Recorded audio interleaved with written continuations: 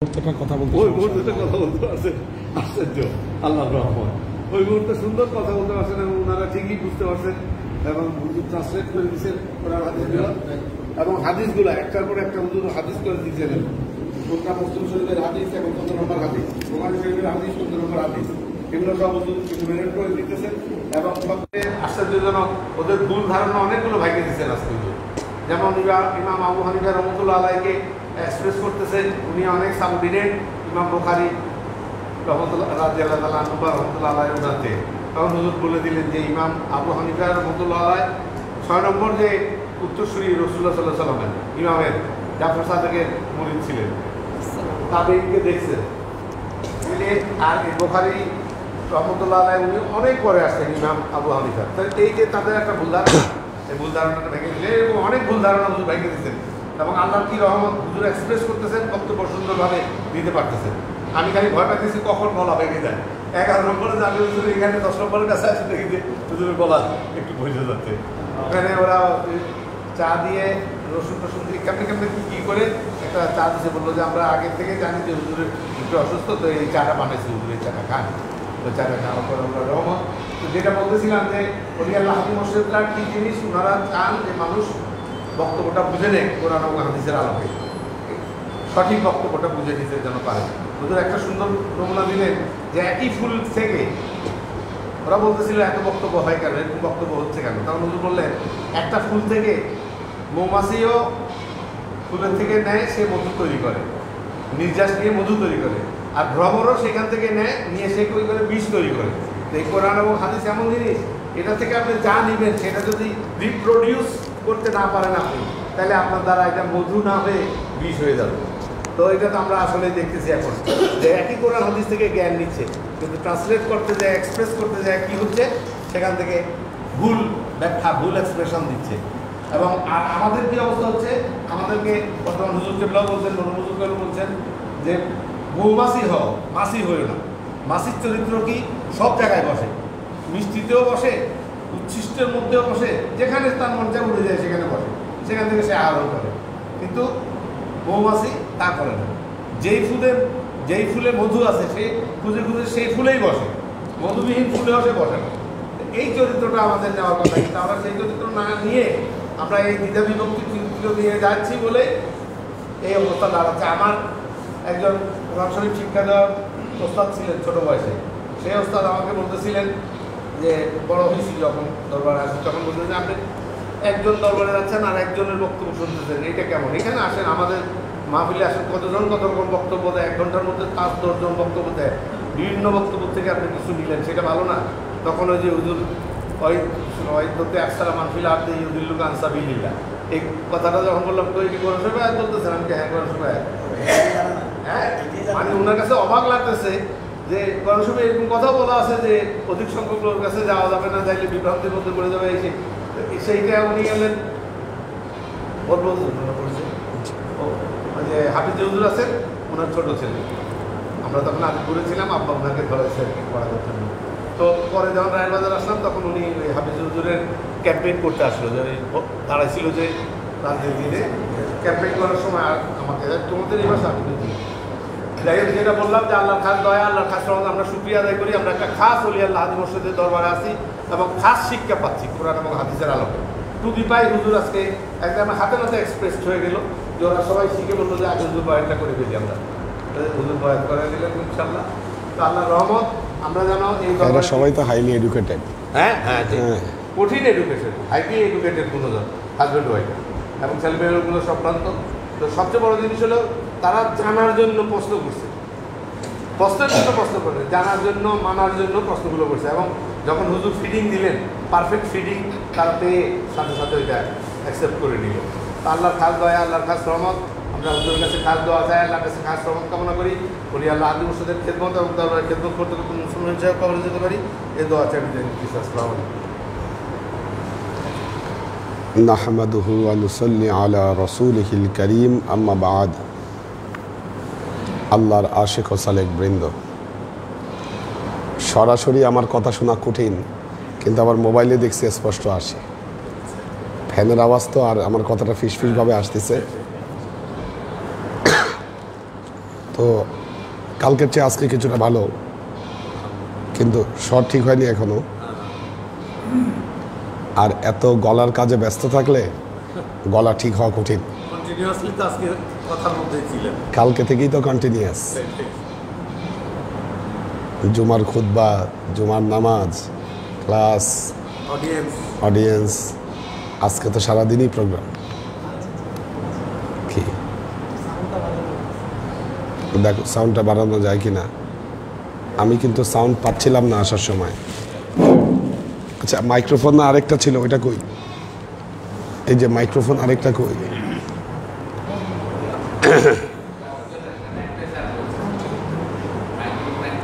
ও, একটাই চালাচ্ছেন। সাউন্ড বাড়ায় তো লাভ নাই, গলাই তো জোর নাই। গলা ঠিক থাকলে বোঝা যাইতো যে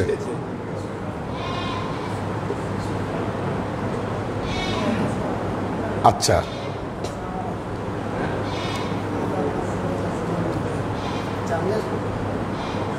চা নিয়ে আসো। কিছু কথা বলবো।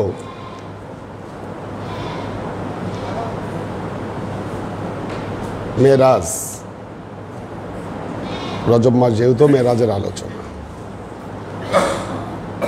অনেকে বলেন মেরাজে আল্লাহর নবী আল্লাহকে দেখেন নাই। এটা বর্তমানে একটা বড় প্রসিদ্ধ মত। এটা বহু ওলামা যারা নিজেদেরকে হক্কানি ওলামা মনে করেন, তারাও এই মতবাদে বিশ্বাস করেন যে মেরাজের সময় আল্লাহর নবী আল্লাহকে দেখেন নাই। বিশেষ করে বাংলাদেশে যারা আহলে হাদিস কমিউনিটি, ওয়ালাইকুম আসসালাম, তারা তো এই কথা খুব জোর দিয়ে বলেন। কেন? তার কারণ হলো হাদিসে কোথাও বলা নাই আল্লাহর সাথে আল্লাহর নবীর দেখা হয়েছে, সাক্ষাৎ হয়েছে। এই কথা হাদিসে বলা নাই। এটা হচ্ছে ওনাদের দাবি।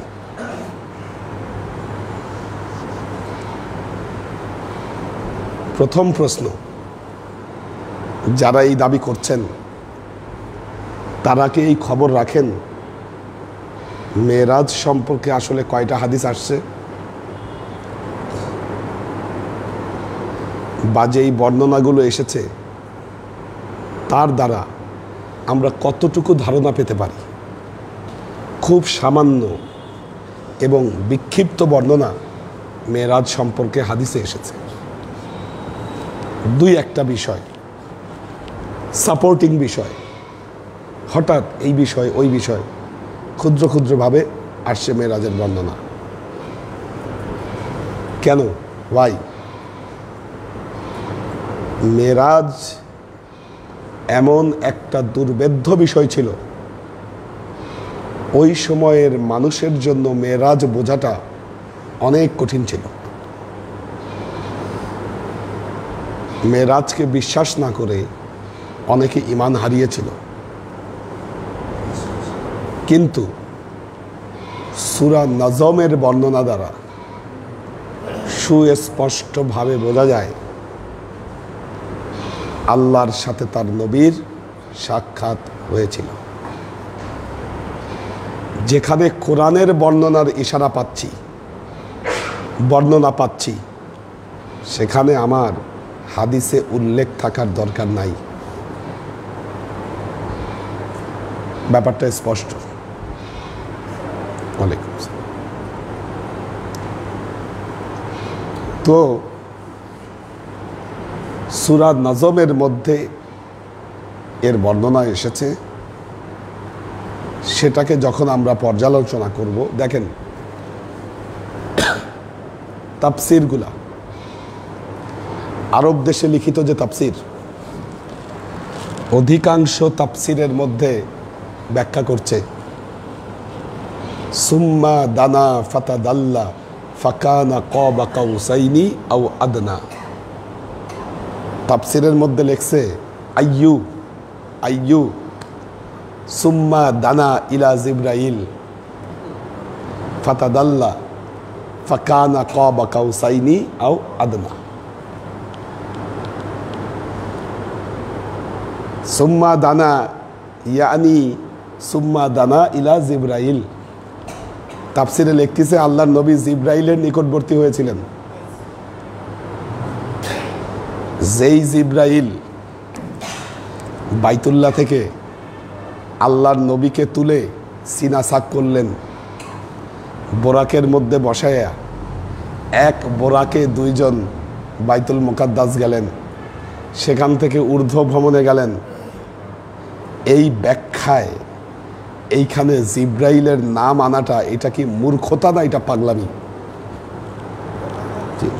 যা বলবে তাই গ্রহণ করতে হবে আমাদের? কি আমরা এতই পাগল? মাথায় কি বুদ্ধি শুদ্ধি নাই আমাদের? আমরা কি গাধা, ঘাস খাই? কেউ যদি তাই মনে করে তাহলে এই সমস্ত লেখা দিয়ে আমাদেরকে বুঝ দেওয়া সম্ভব যে না, জিব্রাইল আহাম্মক। তো আল্লাহর আশেক ও সালেক বৃন্দ, এগুলো অপব্যাখ্যা। অপব্যাখ্যা কিভাবে আসছে? অপব্যাখ্যা অপব্যাখ্যা আসছে কিভাবে? এই অপব্যাখ্যা মুসলমানদের মাথায় ঢুকিয়েছে ইহুদিরা। কেন? প্রবলেমটা কোথায়? কারণ ইহুদিদের নবী হযরত মুসা আলাইহিস সালাম, এর আগে নবীদের মধ্যে উনি আল্লাহর সাথে কথা বলেছিলেন। আল্লাহর সাথে কথা বলেছিলেন কোথায়? বিল ওয়াদিল মুকাদ্দাসাতি তুয়া। ওয়াদিয়ে মুকাদ্দাসাতে আল্লাহর সাথে কথা বলছে। এটা ইহুদিদের জন্য অনেক গর্বের ব্যাপার ছিল। মুসা কাল্লামাল্লাহু তাকলিমা, আল্লাহ মুসার সাথে কথা বলছে। মুসা কালিমুল্লাহ, মুসা কালিমুল্লাহ, আল্লাহ তার সাথে কথা বলছে। বিরাট ব্যাপার। এত গর্ব। কিন্তু যেই মুসা আলাইহিস সালাম তুর পাহাড়ে গিয়ে, ওয়াদে মুকাদ্দাসায় গিয়ে আল্লাহর সাথে কথা বলে এত গর্বিত, সেইখানে আমাদের নবী কোথায় তার মাকাম, কোথায় তার যাত্রা? আল্লাহর আরশ পর্যন্ত তার যাত্রা। সেখানে গিয়ে তার দিদার, নবীর মর্যাদা, সম্মান কোথায় তুলে দিয়েছে? কি দুয়ে কোনো তুলনা হয়? এই ওয়াদিয়ে মুকাদ্দাসায় আল্লাহর সাথে কথা বলা আর আল্লাহর আরশে গিয়ে আল্লাহকে সামনাসামনি দেখে কথা বলা, এ দুটো কি এক হতে পারে? তাহলে এটা স্বীকার করে নিলে মান সম্মান কই থাকে? কি এটা স্বীকার করে নিলে মান সম্মান কই থাকে? আর সেই কারণেই আজকে মেরাজের বিরুদ্ধে ষড়যন্ত্র, আমার নবীর বিরুদ্ধে ষড়যন্ত্র। এক কথা।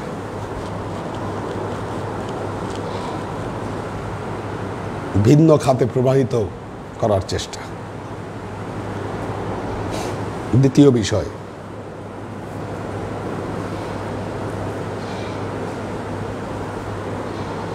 মেরাজ বলছেন, মেরাজের তারিখ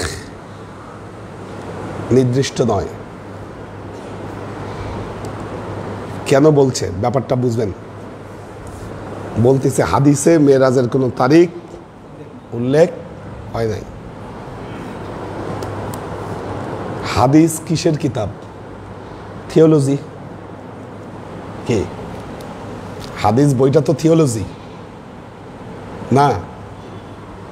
তারিখ কই খুঁজবেন আপনি? থিওলজিতে খুঁজলে আপনি তারিখ পাবেন না। তারিখের জন্য আপনাকে হিস্টোরি খুঁজতে হবে।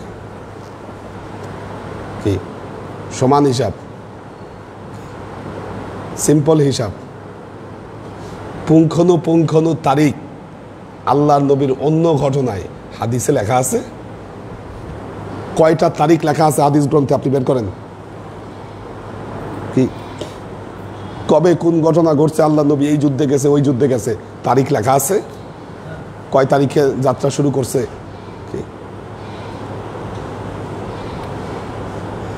থিওলজির কিতাবে তারিখ লেখা থাকে না। মেরাজের বিষয়টা হিস্টোরি দ্বারা প্রমাণিত। সেই হিসেবে আল্লাহর নবীর জন্ম, ইন্তেকাল, হিজরত সব কিছু নিয়ে মত পার্থক্য আছে। সব কিছু নিয়ে মত পার্থক্য আছে।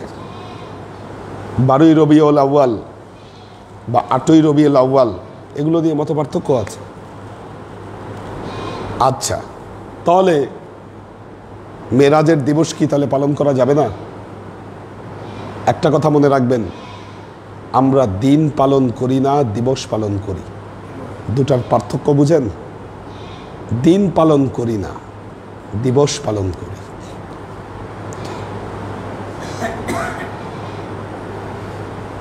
ছাব্বিশে মার্চ সামনের মাসে, 21শে ফেব্রুয়ারি গেল। যদিও সেই দিনে আমরা পালন করছি, কারণ আমরা জানি দিনটা, আমরা জানি। তো কেন পালন করছি? কেন পালন করছি? কেন 21শে ফেব্রুয়ারি আসলে ভাষার জন্য যারা প্রাণ দিয়েছে তাদেরকে নিয়ে আলোচনা হয়। সালাম, রফিক, বরকত এদের কথা হয়। এটার ইতিহাসের আলোচনা আসে। 52তে ঘটনা ঘটেছিল। কেন? মানুষ যেন ভুলে না যায়।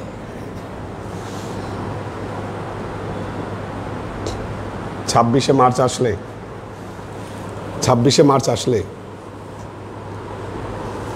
এটা নিয়ে আলোচনা হয়। 26শে মার্চ কি দিবস? স্বাধীনতা দিবস। আবার 16ই ডিসেম্বর বিজয় দিবস। এগুলো আসলে আলোচনা হলে কি হবে? মানুষের মনে মনে থাকবে। পৃথিবীতে সব বিষয় নিয়ে এই কালচার প্রচলিত আছে, যেন ভুলে না যায়। মেরাজ আল্লাহর নবীর জীবনের গুরুত্বপূর্ণ ঘটনা। এটি একটি মুজিজা। আমরা ইতিহাস থেকে ইশারা পাচ্ছি এটা রজব মাসে ঘটেছিল। কাজী আমরা 26শে রজব দিবাগত রাতে আমরা আল্লাহর নবীর মেরাজ দিবস পালন করি। কারণ এর দ্বারা মেরাজ মানুষ জানবে। যারা এটাকে বন্ধ করতে চায়,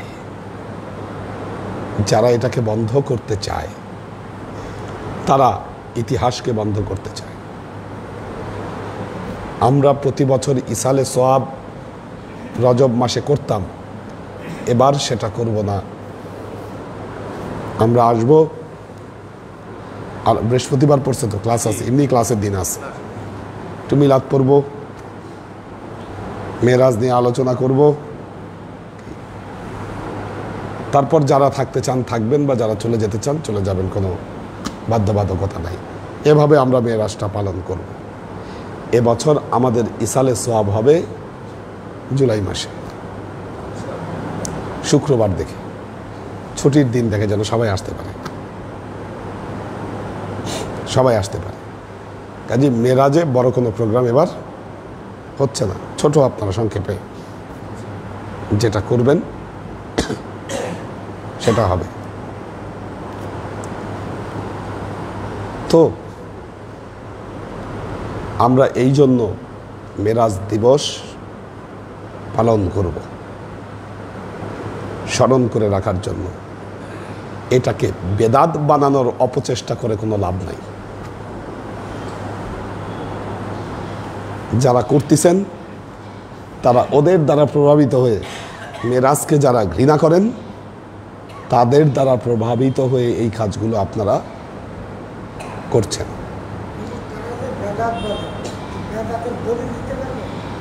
বেদাতের তো দলিল কি? বেদাতের তো দলিল, হ্যাঁ, বেদাতের তো কোনো দলিল নাই। হ্যাঁ, তো এখন তো আমরা কথায় কথায় বেদাত ঢুকাই দিই। খাররা মুসা সহিকা, হ্যাঁ মুসা আল্লাহ সাল্লাম তো অজ্ঞান হয়ে গেলেন, জি দেখতে পারলেন না। ওখানে যে আমাদের আল্লাহ রসুল গেলেন, ওখানে তো এরকম কোনো ঘটনার কোনো বর্ণনা নেই। না না না তারা না। এটাকে ইসলাই যে জিবরাইল আলাইহিস সালামের কাছে আনতেছে, তো কিভাবে জিবরাইল আলাইহিস সালাম তো সাথেই আছে সর্বক্ষণ। সাথে এটাই অপব্যাখ্যা। এরকম বহু বর্ণনা। একটা কথা মনে রাখবেন, হাদিস, আজকে বহু হাদিসকে জয়ীব বানানো হয়েছে, মাউজু বানানোর মাউজু হাদিস যেগুলো, এগুলো মাউজু। কেউ কোনোদিন বলে নাই। 400-500 বছর পর হঠাৎ করে কেউ একজন তার বইয়ের মধ্যে লিখছে ক্বালা রাসূলুল্লাহ সাল্লাল্লাহু আলাইহি ওয়াসাল্লাম। ওইটা তো হাদিস হইতে পারে না। যেমন ছোটবেলা থেকে আমরা পড়েছি মেদাদুল উলামা খায়রুম মিন দিমাইশ শুহাদা, জ্ঞানীর কলমের কালি শহীদের রক্তের চেয়ে উত্তম। জ্ঞানের কলমের কালি শহীদের রক্তের চেয়ে উত্তম। এই কথা আল্লাহ নবী কখনো বলেন নাই। খোলাফায়ে রাশেদার যুগে আলোচনা হয় নাই, তাবিন তাবে তাবিনদের যুগে এই কথা আলোচনা হয় নাই। বহুত বছর পর একজন লিখছে জ্ঞানের কলমের কালি শহীদের রক্তের চেয়ে উত্তম।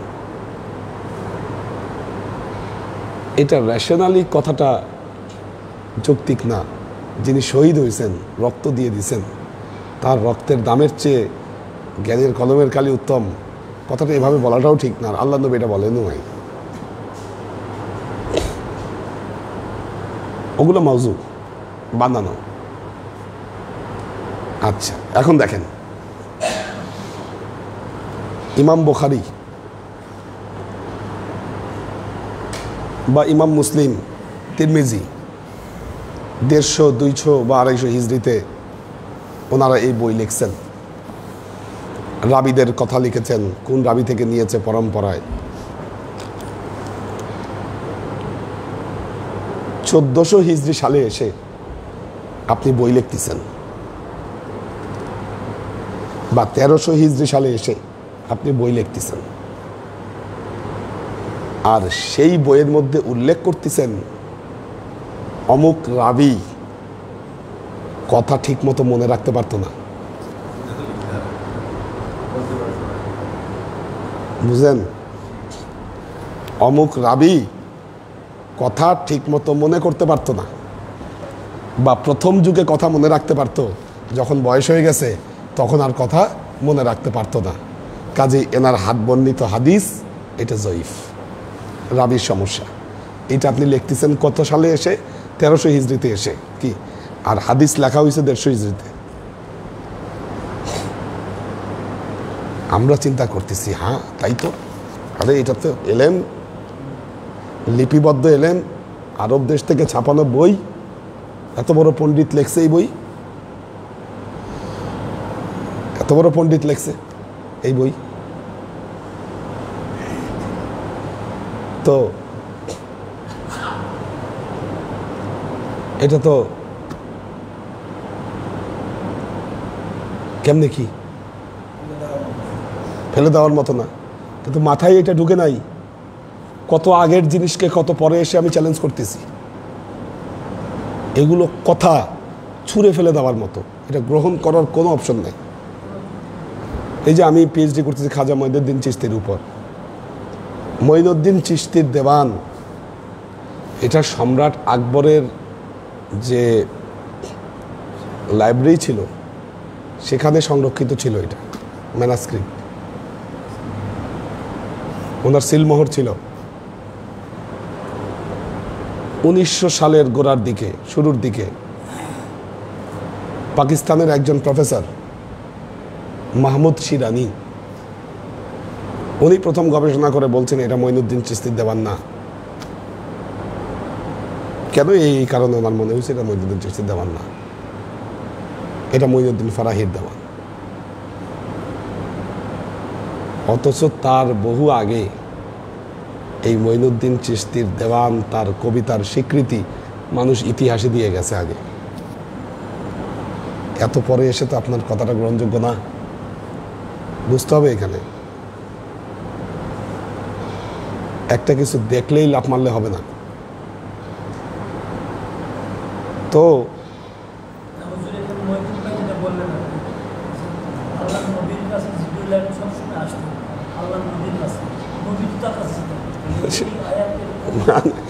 এগুলো আমি যদি খালি তাফসিরগুলো খুলে আপনাদেরকে পড়াই আপনি শুনবেন আর হাসবেন। কি লেখছে ওরা, কি লেখছে এগুলো তাফসিরের মধ্যে? হ্যাঁ, আজব আজব ব্যাপার এগুলো। তো আল্লাহর আশিক ও সালেক বৃন্দ, একটা হাদিস পরে আজকে শেষ করব, ছোট হাদিস, কারণ আর বক্তব্য বাড়াবো না। হাদিসুল আসরা, قول الله تعالى سبحان الذي أسرى بعبده ليلا من المسجد الحرام إلى المسجد الأقصى। কোরআনের আয়াতটা। আচ্ছা, সামিআ রাসূলুল্লাহ সাল্লাল্লাহু আলাইহি ওয়াসাল্লাম ইয়াকুল লাম্মা কাজ্জাবানি কুরাইশ। শুনেন, খেয়াল করে শুনেন। লাম্মা কাজ্জাবানি কুরাইশ, যখন কুরাইশরা আমাকে মিথ্যা প্রতিপন্ন করলো, কুরাইশরা মিথ্যাবাদী বানালো। কি কি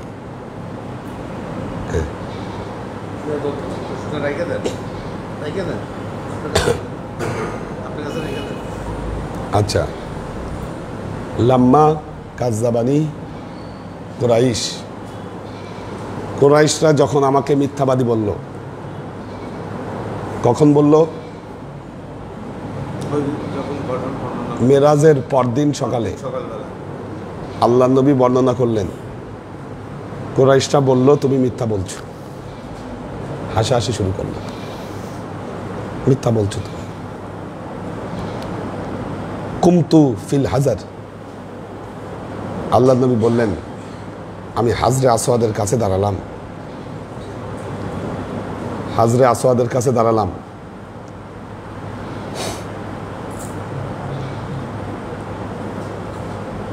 ফাজাল্লাল্লাহু লি বাইতুল মুকাদ্দাস, আল্লাহ আমার কাছে বাইতুল মুকাদ্দাসকে আলোকিত করে দিলেন। জাল্লা, তাজাল্লি আসলো একটা, বাইতুল মুকাদ্দাস প্রকাশিত হয়ে গেল।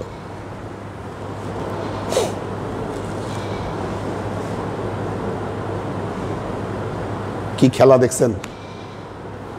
নবী কোথায় দাঁড়ায় আছেন? হাজরে আসওয়াদে। তাজাল্লি হলো কি? বাইতুল মুকাদ্দাস।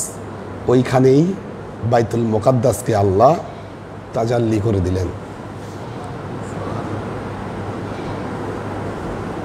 অনেকে বলেন আমি নূর দেখি, তার মানে ওই কথা ফেলনা না। কেউ এই কথা বললে আন্ডার এস্টিমেট করবেন না, আল্লাহ দেখাইতে পারেন। কি আল্লাহ দেখাইতে পারেন তাকে। অনেকে বলেন হুজুর ওজিফা করতেছি, করতে করতে দেখি একটা আলো। হ্যাঁ ঠিক আছে, দেখতে পারেন, হতে পারে। আল্লাহ নবীর হাদিস দ্বারা প্রমাণিত, এটা দাঁড়ায় আছে বাইতুল মুকাদ্দাসে, আল্লাহ তার কাছে তাজাল্লি করে দিয়েছেন। কি? হাজরে আসওয়াদে বাইতুল মুকাদ্দাস তাজাল্লি করে দিলেন। ফাতাফিকতু উখবিরাহুম আন আয়াতিহি ওয়া আনা আনজুরু ইলাইহি,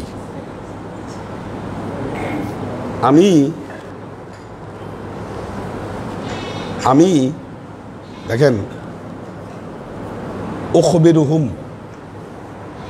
তাদেরকে আমি খবর দিলাম, আন আয়াতিহি, আন আয়াতিহি ওইটা দেখে দেখে পুঙ্খানুপুঙ্খানুভাবে বাইতুল মুকাদ্দাসের সব কিছু বলে দিলাম আমি তাদেরকে।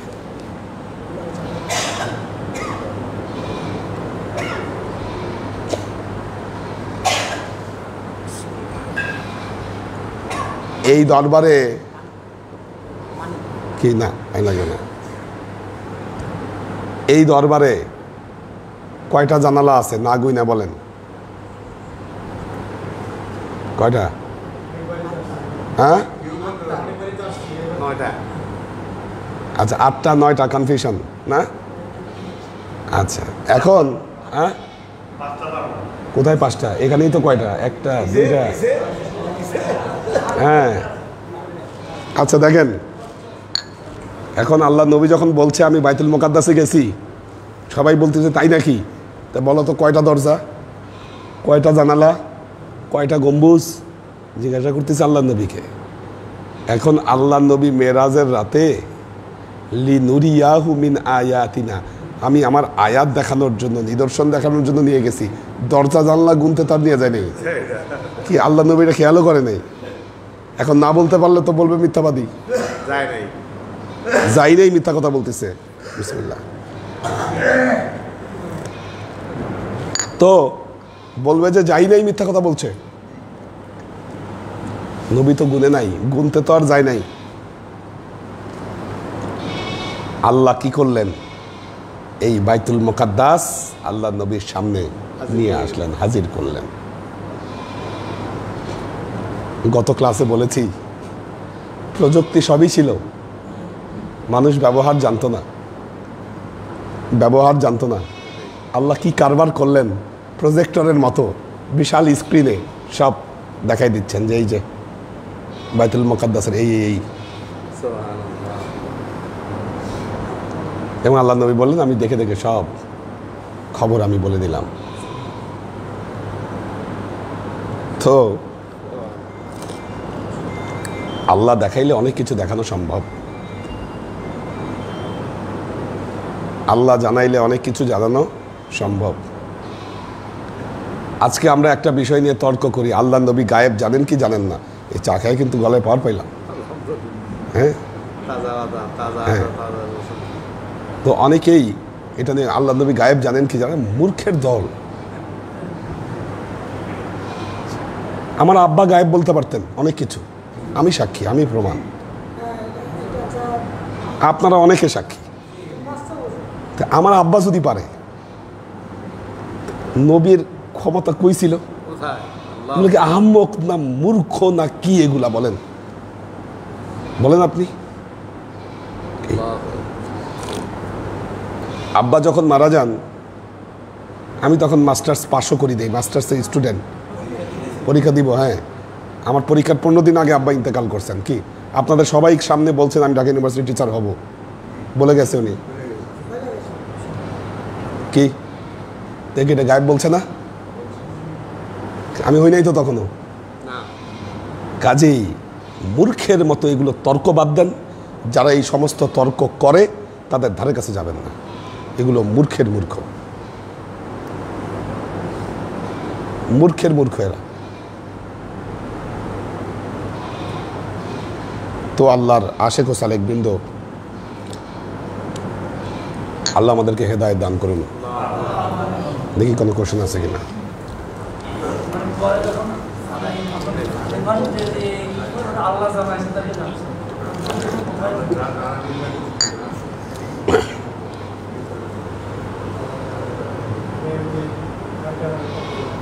আচ্ছা, এটা প্রতিদিন এমন হচ্ছে কেন?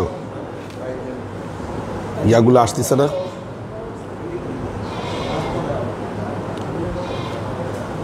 এটা কোনো সমস্যা হচ্ছে নিশ্চয়ই। ওই যে ইয়া করার সময় হাত দিয়ে এই সাইডে সোয়াইপ করে নাই, এখন সোয়াইপ করলে চলে আসছে, নিয়ে আসবা। এটা অন স্ক্রিনে কমেন্টগুলো থাকবে। ছিল? আচ্ছা,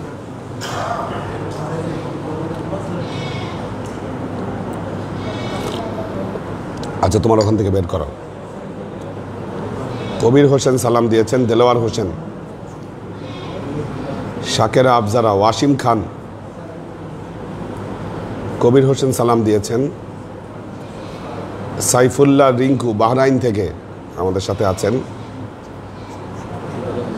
তাহেরা তনু সালাম জানিয়েছেন, সাইফুল্লাহ রিঙ্কু দোয়া চেয়েছে সবার কাছে, আমাদের জেসমিন আছে, হাবিবা আক্তার জেনি আছে, হাসান আবদুল্লাহ, ওই জেসমিন সবার কাছে সালাম দিয়েছেন, দোয়া চেয়েছেন।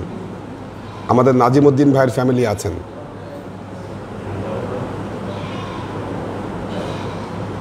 Luna Tabassum, Lubna, Faim Faizullah, H K Konok, Jessy Chowdhury Iti, Omar শরীফ, জেবা ফারজানা, আসমা আজিজ এবং শাকেরা আফজারা সবাইকে সালাম দিয়েছেন। হ্যাঁ,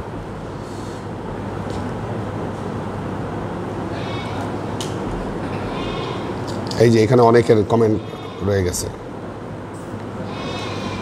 আচ্ছা, ফারিজা ফাইরুজ, পাখির ভেজ, আলী আকবর ভাই দোয়া চেয়েছেন।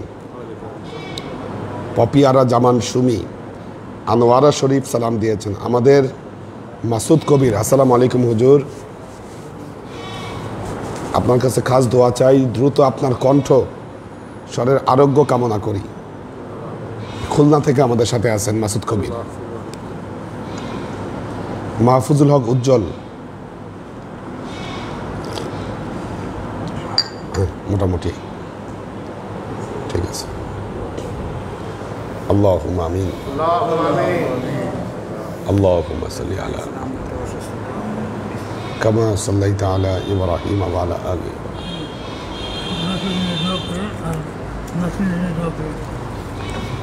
اللهم بارك على محمد وعلى آل محمد كما باركت على إبراهيم وعلى آل إبراهيم إنك حميد مجيد. ربنا ظلمنا أنفسنا وإن لم تغفر لنا وترحمنا لنكونن من الخاسرين. ربنا لا تزغ قلوبنا بعد إذ هديتنا وهب لنا من لدنك رحمة إنك أنت الوهاب. اللهم إنك عفو تحب العفو فاعف عني يا غفور رحيم الودود. اللهم نور قلوبنا بنور الإيمان ونور قلوبنا بنور الإسلام ونور قلوبنا بنور الإحسان وزين أخلاقنا بنور محمد صلى الله عليه وسلم. سبحان ربك رب العزة عما يصفون سلام على المرسلين والحمد لله رب العالمين. واجعل آخر كلمتنا عند الموت لا إله إلا الله.